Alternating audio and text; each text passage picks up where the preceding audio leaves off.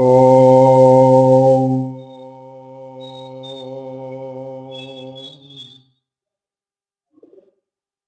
नारायण समारंभां शंकराचार्य मध्यमाम् अस्मदाचार्यपर्यन्तां वन्दे गुरुपरम्पराम्।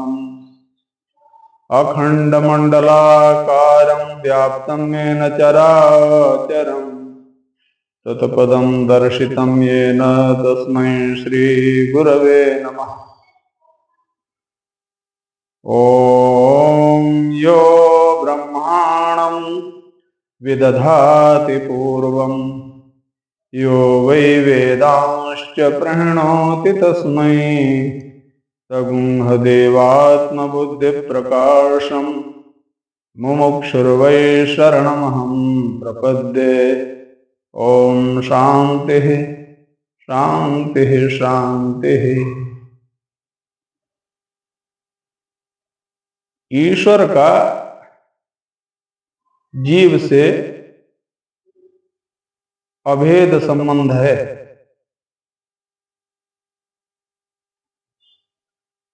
जीव की अनन्यता का भाव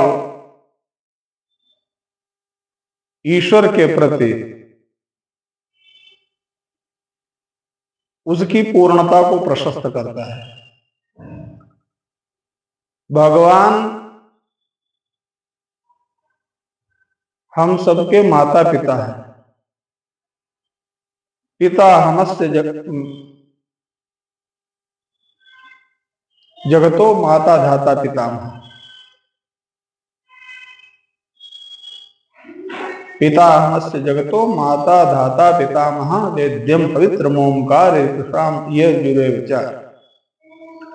भगवान चराचर जगत के पिता हैं और जब जीव दुनिया के झंझावात से, संसार के दुख थे, संसार के ताप से संतृप्त होकर भगवद आश्रय ग्रहण करता है तो परमात्मा जो है उन तापों को निर्मूल करता है। जीव मात्र से कर्म हो और कर्म का परिणाम है, कर्म या तो शुभ होगा या अशुभ होगा। शुभ कर्म का परिणाम है पुण्य मिलेगा, अशुभ कर्म पाप का परिणाम है और पाप के कारण उसे जीवन में संताप होगा।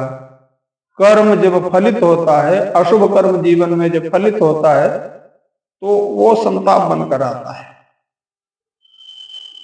भगवान गोविंद तापत्रय विनाशाय श्री कृष्णाय वयं नमः। पापत्रय विनाशाय नहीं कहा है, तापत्रय विनाशाय। कर्म हो, कदाचित वो विपरीत हो जाए और विपरीत होने के बाद वो कर्म फलित हो और उसका परिणाम, उसका फल संताप जीवन को संतृप्त करने लगे और ऐसे में भी कोई सर्वतोभावेन भगवान का आश्रय ले, भगवान की शरण ग्रहण करे तो भगवान उसके उस संताप का भी समूल निरसन कर देते हैं। ऐसे भगवान करुणा बरसाने हैं। तो प्रथम अध्याय विखात योग के संदर्भ में हम चर्चा करते हैं।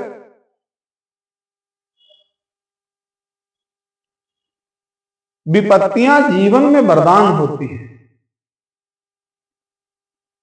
विपत्ति अगर अपनी चरम सीमा पर है तो सिवाय भगवद आश्रय के दूसरा कोई मार्ग नहीं सूझता है जीव को। वो केवल परमात्मा को याद करता है, और जब जीव केवल और केवल परमात्मा को याद करता है तो परमात्मा सबका माता पिता है। कर्मों, विपरीत कर्मों का परिणाम रूपी फल संताप बन जाए। जैसे एक बच्चे के शरीर में फोड़ा हो जाए, अब उसका ऑपरेशन करना पड़ेगा। ऑपरेशन करने में बहुत पीड़ा होगी, और बच्चे की पीड़ा मां यद्यपि देख नहीं सकती है, फिर भी उसके रोग के निवारण के लिए मां अपने हृदय को कठोर करती है और उसे सहन करती है। जो शिशु तन व्रण होई गोसाई, जो शिशु तन व्रण होई गोसाई, मातु चिराव कठिन की नाई। बच्चे के शरीर में फोड़ा हो जाए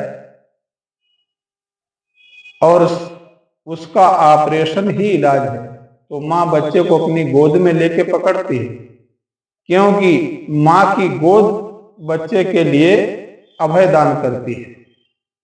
मां की गोद में बच्चा निर्भय होता है, वो सोचता है यहां मेरे को कोई पीड़ा नहीं होगी। लेकिन जीवन बहुत बड़ी व्याधि में फंस गया हो और उस व्याधि के कारण जीवन पूरा समाप्त होने वाला हो, तो भगवान जैसे छोटे बच्चे को फोड़ा होके उसका ऑपरेशन करके और थोड़े से में निराकरण कर देते हैं। मां जैसे बच्चे को गोद में लेके उस फोड़े का पहले ही निराकरण कर देती है, ऑपरेशन करवा देती है, और उसको कैंसर नहीं बनने देती। क्योंकि यदि वो फोड़ा मां न देखे, उसका उपचार न करे, तो वो जीवन के लिए कैंसर बन जाएगा और प्राणों के लिए हरण करने वाला हो जाएगा। यहां परमात्मा मां है। छोटे छोटे विपरीत कर्म जो जीवन में हमारे लिए कैंसर की भांति जीवन को नष्ट करने वाले हैं, अभी वो छोटे कर्म ही बने हैं। भगवान अगर अनुग्रह करते, हम उनका आश्रय लेते हैं, तो भगवान उसका ऑपरेशन करके, और जब ऑपरेशन करेंगे तो स्वभाव है, स्वाभाविक है कि कष्ट होगा ही। यद्यपि प्रथम दुख पावै रोवै बाल धीर, व्याधिना सहित जननी लखैन शिशु की पीर। बच्चे का रोना माता के लिए बहुत कष्टप्रद है। यहाँ परमात्मा मां है, लेकिन अगर व्याधि नष्ट करने के लिए डॉक्टर उसका ऑपरेशन कर रहा है तो मां कराती ही है, अपने हृदय पर वज्र बैठाल कर करवाती है। ऐसे ही परमात्मा हमारा सबका माता पिता है, हम उसके बच्चे हैं। एक अबोध बच्चे की भांति जब हम सर्वतोभावेन भगवदाश्रय लेते हैं, विषाद से संतृप्त होकर, जब हमारे किए कुछ नहीं होता और एक छोटे बच्चे की भांति हम परमात्मा का आश्रय लेकर रोते हैं, जैसे अर्जुन कार्पण्य दोषोपहत स्वभावा, पृक्षामि त्वां धर्म सम्मूढ़ चेता, यत्श्रेयः स्यान्निशितं ब्रूहि तन्मे, शिष्यस्ते अहं साधिमां त्वां प्रपन्नम। मैं आपका शिष्य हूं, मेरे लिए कल्याण कारक जो हो वो उपदेश करें। तो वो उपदेश रूपी औषधि ही जीवन में परम कल्याण का भाजन बनती है।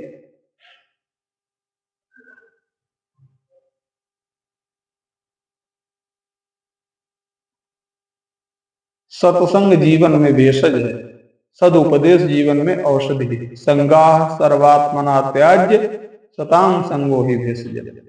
इसलिए जीवन में जब कभी किसी संत महापुरुष का, विज्ञ पुरुषों का,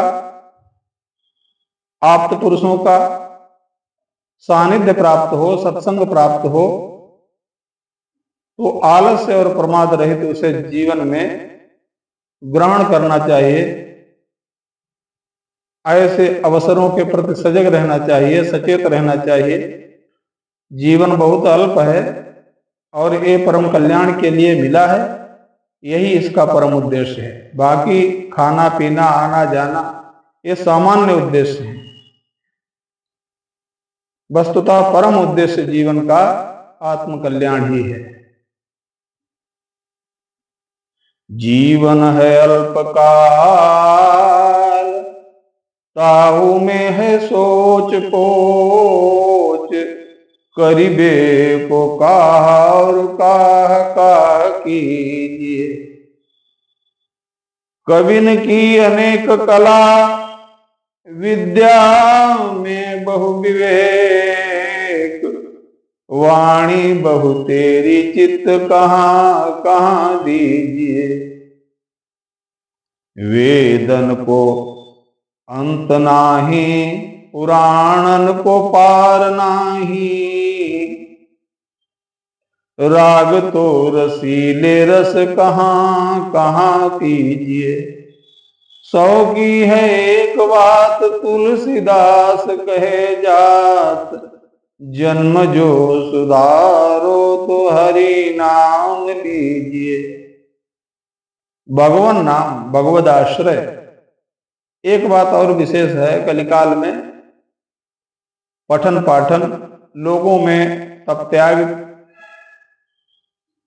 और तितिक्षा होगी नहीं, इतने तपस्या के योग्य उनके शरीर होंगे नहीं, और प्रमाद भी होगा। काल क्रम के निर्धारण के अनुसार वो उतना सजग व्यक्ति नहीं हो पाएंगे। तो उन सबके लिए सर्वमान्य रूप से भगवान नाम सर्वश्रेष्ठ उपादेय साधना है। भगवान का नाम, भगवान ने इसे गीता में भी बहुत अनुशंसा की है। यज्ञानाम जप यज्ञोस्मि। सारी जितनी यज्ञ हैं, द्रव्य यज्ञ, तप यज्ञ, योग यज्ञ, ज्ञान यज्ञ, बहुत सारी यज्ञ भगवान ने गीता में बताई। लेकिन उन सब यज्ञों में यज्ञानाम जप यज्ञोस्मि, जप यज्ञ को अपना ही स्वरूप बताया है। इसलिए कलिकाल से ग्रस्त त्रस्त अंतःकरण से प्राणी अगर चाहे कि वो ध्यान धारणा समाधि आदि कर पाएगा, वैसा भी संभव नहीं है। यज्ञ यज्ञादि भी चूंकि द्रव्य शुद्ध नहीं है, तो यज्ञ यज्ञादि भी नहीं हो सकते हैं। शरीर उतने सामर्थ्यवान नहीं है, इसलिए सेवा भी होना संभव नहीं है। तो कलिकाल में भगवान नाम, और कलिकाल में नहीं, हर युग में भगवान नाम की प्रधानता रही है साधना में। परमात्मा के नाम से कल्याण सहज रूप से, सरल रूप से संभव है। इसलिए अधिकाधिक साधक को चाहिए वो भगवान नाम का जप करे। भगवान नाम जप सहज रूप से ही उसका ऐसा प्रभाव है, अगर हम उसमें महत्व बुद्धि रखते हैं तो बहुत अधिक लाभ होगा, नहीं तो अलाभ तो कभी नहीं होगा, लाभ ही होगा। भाय कुभाय अनख आलसहु, नाम जपत मंगल दिस दिसहु। गोस्वामी बाबा ने कहा परमात्मा का नाम मंगलमय है, उसके उच्चारण मात्र से मंगलमय भावना का उद्भव होता है, जीव मात्र का जीवन मंगलमय बन जाता है, कल्याण हो जाता है। ऐसा समझकर भगवद आश्रय ग्रहण करना चाहिए। भगवान ही आश्रय लेने योग्य हैं। तुमेकम शरण्यम तुमेकम। जीवन के हर प्रश्न का उत्तर देने में केवल परमात्मा ही सक्षम है। इसलिए दुनिया में अगर आप अपने दुख को, अपने विषाद को, अपने क्लेश को, अपनी विपत्तियों को गाएंगे तो लोग सहयोग करने की अपेक्षा उपहास ज्यादा करेंगे, मजे ज्यादा लेंगे। परमात्मा से अपने अंतःकरण में उठे हुए प्रश्न को एकांत में आप रोकर पूछिए तो उसका उत्तर अवश्य मिलता है, समाधान मिलता है। उत्तर ही नहीं मिलता है, समाधान भी मिलता है, अवलंब मिलता है। भगवत आश्रय जब लेते हैं तो भगवान योग और क्षेम दोनों करते हैं। इसलिए बुद्धिमान साधक को चाहिए, परमात्मा ही प्रेम करने योग्य है। देखिए, एक बात है, प्रेम जो है व्यक्ति संसार में ढूंढता है, यहीं पर बात उल्टी हो जाती है। प्रेम करने योग्य परमात्मा है, राम ही केवल प्रेम प्रिया। प्रेम के मूल्य को केवल परमात्मा समझता है। संसार में प्रेम नहीं चाहिए, संसार में वस्तु चाहिए। संसार सारा स्वार्थ में है। संसार दुख की जड़ है, दुखालयम अशाश्वतम। यहां जो कुछ भी संबंध है वो सब मायामय है और स्वार्थमय है। समस्त यत किंचित। इसलिए करना क्या है जीव को? संसार में समता पूर्वक व्यवहार करना है। और ममता माने प्रेम परमात्मा से करना है। व्यक्ति प्रेम संसार से करना चाहता और परमात्मा की समता को अंदर अपने लाना चाहता है। अरे ये विराट ब्रह्म परमात्मा है, इसको समत्व भाव से स्वीकार करो, इसके साथ में व्यवहार करो, वो परमात्मा को साक्षी करे, समता भाव से करो। और प्रेम परमात्मा से करो, अपने लिए त्याग, परमात्मा से प्रेम और संसार की सेवा। ये तीन काम आपके जीवन में हो गए तो आप पूर्ण हो गए।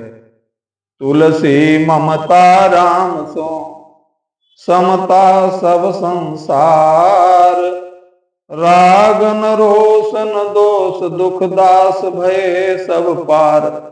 तो प्रेम करें परमात्मा से। प्रेम करने योग्य केवल परमात्मा ही है। और व्यवहार जगत में व्यवहार करें तो समता से करें, उसमें विषमता मत करें, तो आपका कल्याण हो जाएगा। और अपना कम से कम में जितनी आवश्यक वस्तु है उसमें गुजारा करें, उसमें संतोष की भावना रखें, तो जीव का कल्याण हो जाता है। तो हमें अपना कल्याण करना है। मानव जीवन में ही कल्याण संभव है और कल्याण के लिए ही मिला है और यही इसका परम लक्ष्य है। इससे हमें नहीं चूकना चाहिए। बाकी भौतिक व्यवस्थाएं जीवन के परिपालन के लिए हैं, लेकिन ये मानव शरीर साधन धाम मोक्ष कर द्वारा कल्याण के लिए है, मोक्ष के लिए है। बोलिए सच्चिदानंद भगवान की जय।